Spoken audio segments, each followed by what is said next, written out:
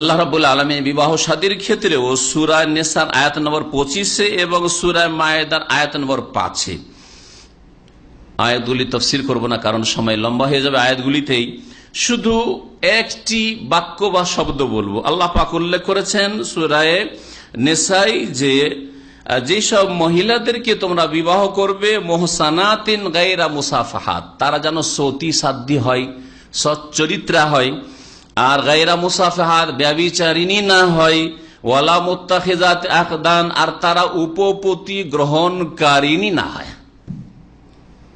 উপপতি বুঝেন না? পতি মানে কি? স্বামী। তাও এটাও মনে হয়েছে যে বাংলাটা অল্প লোকই বুঝছেন, আস্তে করে বলছেন। আরে পতি আর পত্নী, পতি হচ্ছে স্বামী, তো পতি হচ্ছে স্বামী, স্বামীর জন্য স্ত্রী হালাল। আর উপ লাগিয়ে দিলে কি হয়ে যায়? স্বামীর কাজ যে চালিয়ে দেয়, স্বামী না কিন্তু স্বামীর কাজ চালে। তার মানে কি? জেনাকারী পুরুষ যার সাথে মহিলা সম্পর্ক রেখেছে। তো এমন মহিলাদেরকে, এমন যুবতীদেরকে তোমরা নির্বাচন করবে বিবাহের জন্য যে ওয়ালা মুত্তাখিজাত আখদান, তারা যেন উপপতি গ্রহণকারী না হয়, স্বামী ছাড়া কারো জন্য ইজ্জত নষ্ট না করে থাকে, কাউকে ইজ্জতের কিছু অংশ বেপরদা চলাফেরা না করে, চরিত্রহীনা না হয়, যে লাতার উদ্দয়াদালামেস, কারো কথা এড়াতে পারে না, কারো মুখের কথা কেউ বললে বেহায়া বেলজ্জা এক কথায়। এইরকম মহিলাদেরকে বিবাহ করা আল্লাহ পাক নিষেধ করছেন। ওই রকম পুরুষদের ক্ষেত্রে সূরা মায়েদা আল্লাহ বলছেন যে তোমরা বিবাহ করবে মোহর দিয়ে, যাতেই তো মোহন্না উজুরাহুন্না মুহসিনিনা গায়রা মুসাফিহিন, তোমরা সচ্চরিত্র হবে। হে পুরুষরা, তোমরা যেন সচ্চরিত্রের হও। আবার তোমাদের ক্ষেত্রে আবার ছাড় নেই, যেমন হিন্দুদের মধ্যে ছাড় আছে, তাই না? এই জন্য বাংলা ভাষাতে সতী শব্দটি মহিলাদের ক্ষেত্রে ব্যবহার হয়, কিন্তু পুরুষদের ক্ষেত্রে অসুবিধা নেই। পুরুষদের যতই কারো সাথে খারাপ সম্পর্ক থাক, অসুবিধা নেই।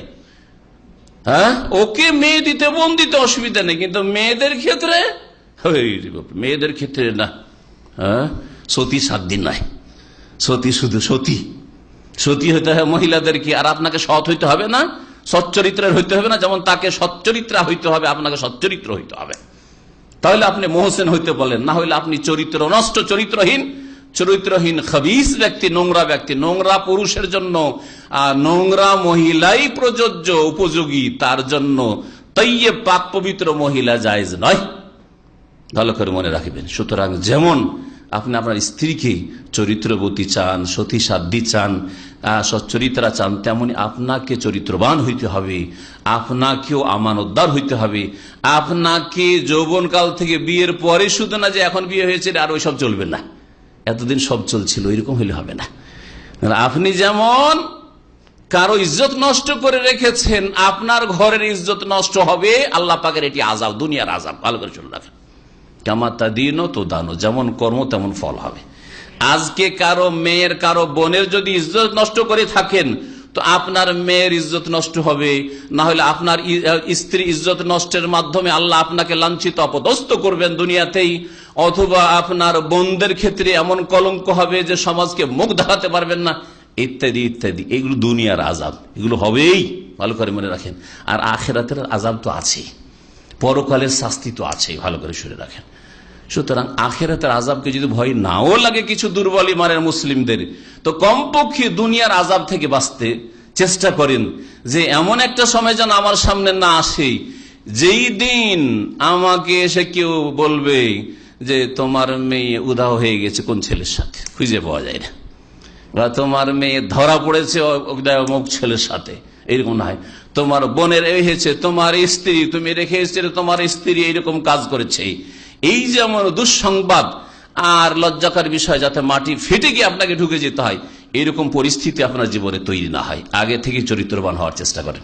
আল্লাহ রাব্বুল বলছেন যে পুরুষরাও কি হবে? মুহসিনিন, সচ্চরিত্র হবে, গায়রা মুসাফিহিন, তারা ব্যভিচারকারী যেন না হয়, ওয়ালা মুত্তাখিজি আখদান। সূরা নিসা আয়াত 25 ছিল মহিলাদের ক্ষেত্রে যে তারা যেন উপপতি গ্রহণকারিনী না হয়। আর এখানে রয়েছে দেখো পুরুষরা, তোমরা ওয়ালা মুত্তাখিজি আখদান, তোমরা উপপত্নী গ্রহণকারী হইও না, উপপত্নী গ্রহণকারী হইও না। তোমাদেরও যদি নিজের স্ত্রী ছাড়া অন্যের সাথে সম্পর্ক থাকে, যৌন সম্পর্ক, প্রেমের সম্পর্ক, হ্যাঁ, তাহলে জেনে রাখো যে তুমি সচ্চরিত্রবান নয় এবং তোমার জন্য আল্লাহ পাকের আযাব রয়েছে।